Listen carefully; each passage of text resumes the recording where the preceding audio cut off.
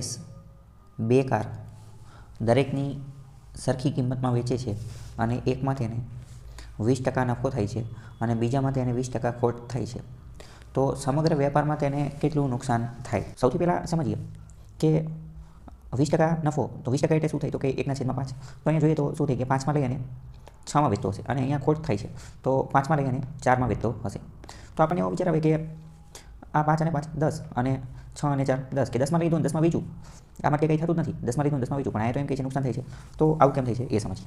આવું એટલા માટે થાય છે કારણ કે આમાં શું કહે છે કે બંનેને સરખી કિંમતે વેચે છે, વેચાણ કિંમત સરખી છે. તો પહેલાં તો અહીંયા વેચાણ કિંમત સરખી નથી અને મૂળ કિંમત કેટલી છે એ પણ આપણને ખબર નથી. પહેલાં તો સમજો, ગમે ત્યારે એવો દાખલો આપેલો હોય ને કે બંને વસ્તુને એક જ સરખી કિંમતે વેચવામાં આવે છે, એક જ સરખી કિંમતે વેચો, અને એકમાં નફો થતો હોય અને બીજામાં ખોટ જતી હોય, તો સમજવાનું કે હંમેશા એ વેપારને અંતે ખોટ જ જતી હશે, ખોટ જ જતી હશે.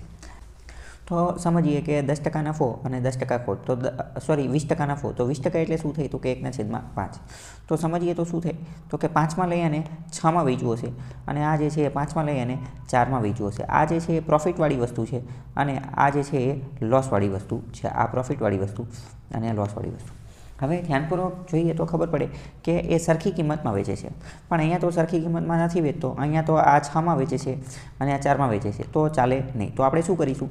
આ 6 અને 4 આ બંનેને જે છે એ એક સમાન બનાવવાની કોશિશ કરીશું. તો એક સમાન બનાવવા માટે શું કરીશું? અહીંયા 4 વડે ગુણાકાર કરી નાખવી અને અહીંયા 6 વડે ગુણાકાર કરી નાખવી. અરસપરસ ગુણાકાર કરી નાખવાનો. આ 6નો ગુણાકાર નીચે કર્યો અને આ 4નો ગુણાકાર જે છે એ ઉપર કર્યો, બરાબર? તો અહીંયા 4 વડે ગુણાકાર કરીએ તો અહીંયા પણ જે છે એ 4 વડે ગુણાકાર કરવો પડે, અને અહીંયા 6 વડે ગુણાકાર કરીએ તો અહીંયા પણ 6 વડે ગુણાકાર કરવો પડે. તો આનું જે આપણને પરિણામ મળે એ શું મળે? તો કે અહીંયા 5 ચોક 20, 20માંથી 6 ચોક 24, અને આનું જે પરિણામ મળે એ શું મળે આપણને? તો જો હવે રકમ અનુસાર બધું સેટ થઈ ગયું કે એકમાં 20% નફો થાય છે, તો 20માંથી 24માં વેચું તો 20% નફો, અને એકમાં 20% ખોટ, તો 30માંથી 24માં વેચું તો 20% ખોટ, અને બંનેની જે વેચાણ કિંમત જે છે સરખી, તો એ પણ થઈ ગઈ 24 બેયની વેચાણ કિંમત થઈ ગઈ. આ કોસ્ટ પ્રાઇસ મૂળ કિંમત છે અને આ સેલિંગ પ્રાઇસ વેચાણ કિંમત છે.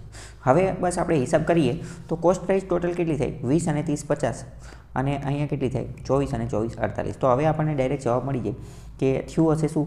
તો કે 50માં લઈ અને 48માં વેચવું હશે, 50માં લઈ અને 48માં વેચવું હશે. તો 50માં લઈ અને 48માં વેચે તો શું થાય?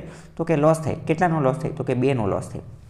ટકાવારી ગોતવી હોય તો 2નો લોસ કોની ઉપર? તો લોસ હંમેશા મૂળ કિંમત ઉપર થાય. તો 2નો લોસ મૂળ કિંમત ઉપર, મૂળ કિંમત કેટલી છે? તો કે 50. 50 ઉપર 2નો લોસ ગુણ્યા ટકા કાઢવા માટે 100, અને ટકાની નિશાની 50 દુ 100 અને 2 દુ 4%. 4% લોસ જે છે એ આપણને જાય.